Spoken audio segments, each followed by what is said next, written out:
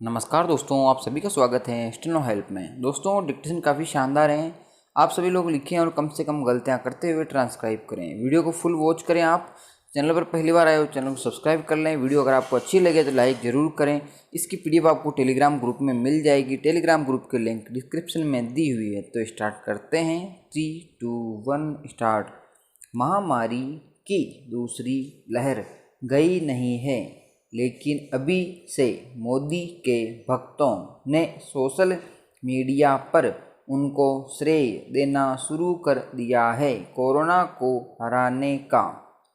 पिछले सप्ताह प्रधानमंत्री ने राष्ट्र को संबोधित करते हुए कहा कि केंद्र सरकार टीकों की खरीदारी की जिम्मेदारी वापस ले रही है अपने हाथों में। अपनी सरकार की एक बहुत बड़ी गलती को सुधारा ऐसा करके, लेकिन इस गलती को स्वीकार नहीं, उल्टा इस गलती का दोष थोप दिया राज्य सरकारों पर, यह कहते हुए कि कई मुख्यमंत्रियों ने पहले तो उनको चिट्ठियां लिखकर टीकों को बाजार से खरीदने का अधिकार मांगा था, सो उन्होंने दे दिया। लेकिन अब वही मुख्यमंत्री कहते हैं कि टीकों की खरीदारी सिर्फ भारत सरकार कर सकती है, सो नीति बदल जाएगी अगले हफ्ते से। प्रधानमंत्री ने इस बात को ऐसे कहा जैसे वे देश पर ऐसा करके उपकार कर रहे हैं, लेकिन सच कुछ और है। विराम। राज्य सरकारें जब टीकों के अभाव के कारण बिल्कुल बेबस हो गई थी, तब लगाई थी मुख्यमंत्रियों ने गुहार और केंद्र सरकार ने फौरन उनको इजाज़त दे दी ताकि उसकी लापरवाही और नाकामी छिप जाए। सच तो यह है कि टीके खरीदने की ज़रूरत प्रधानमंत्री ने बहुत देर से महसूस की थी, इसलिए आज तक इनका सख्त अभाव है देश भर में। सच यह भी है कि प्रधानमंत्री ने अपने जिन अधिकारियों को टीकाकरण की नीति सौंपी थी, उन्होंने गलती पर गलती की थी, सो अब दूसरी लहर आने आई कोरोना की, तो उनकी नाकामी दुनिया से छिपी नहीं सकी और पहली बार नरेंद्र मोदी की लोकप्रियता कम होती दिखी और सवाल उठने लगे। तो पहली बार उनकी काबिलियत पर पहली बार लोगों को दिखने लगा कि हमारे 56 इंच की छाती वाले प्रधानमंत्री से भी गलतियां हो सकती हैं। तब तक कोरोना को हराने का श्रेय उन्होंने बड़े गर्व से लिया था। विराम। अब फिर से गलती पर गलती होने लगी है। माना कि वादे किए हैं उनके अधिकारियों ने कि इस साल के अंत तक कम से कम 70% भारतीयों के लिए टीके खरीदे जाएंगे, लेकिन यह नहीं बताया है कि उन्होंने कि ऐसा होगा कैसे, जब देहातों में इनको लगाने के लिए कोई व्यवस्था है ही नहीं। जिन गांवों में स्वास्थ्य केंद्र हैं, वहां न डॉक्टर हैं, न नर्स और न ही कोई स्वास्थ्य कर्मी जिनको प्रशिक्षित किया गया है। अभी तक टीकाकरण के लिए सबसे बुरा हाल है उत्तर प्रदेश और बिहार में, लेकिन अच्छा हाल कहीं पर नहीं है। केंद्र सरकार को अभी से राज्य सरकारों की सहायता करनी चाहिए। टीकाकरण की व्यवस्था देहातों में युद्ध स्तर पर करने के लिए प्रधानमंत्री ने अपने भाषण में इस तरफ इशारा तक नहीं किया। उनका अधिकतर भाषण अपनी पीठ थपथपाने में जाया हुआ, सो अब उनके भक्त और भारतीय जनता पार्टी के प्रवक्ता लग गए हैं इस झूठ को फैलाने में कि जितनी तेज़ी से टीके लग रहे हैं भारत में, उतनी तेज़ी से विकसित देशों में भी नहीं लग रहे हैं। विराम पैरा।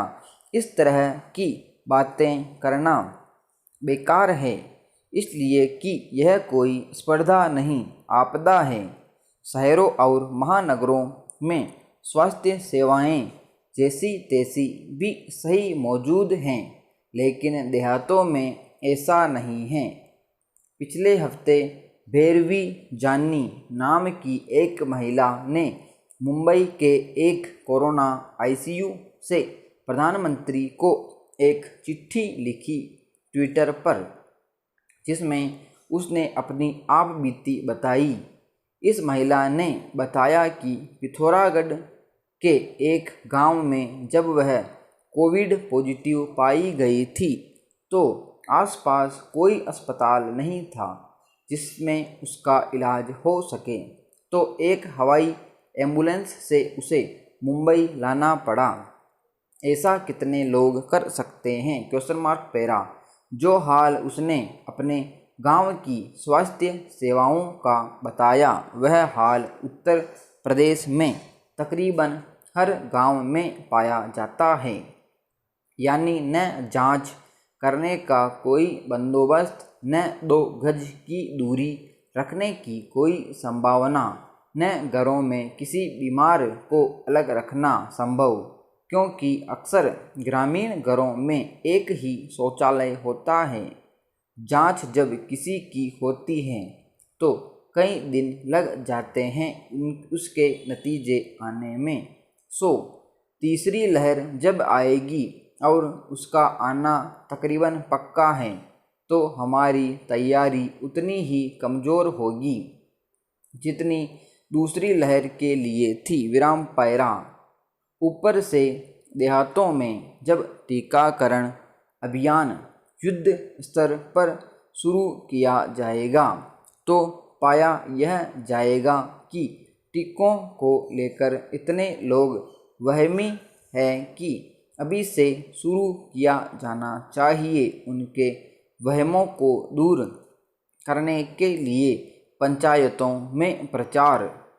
उत्तर प्रदेश के मुख्यमंत्री इन दिनों अपने प्रचार में लगे हुए हैं, लेकिन आम ग्रामीण लोगों के वहमों को दूर करने का प्रचार अभी शुरू ही नहीं हुआ है।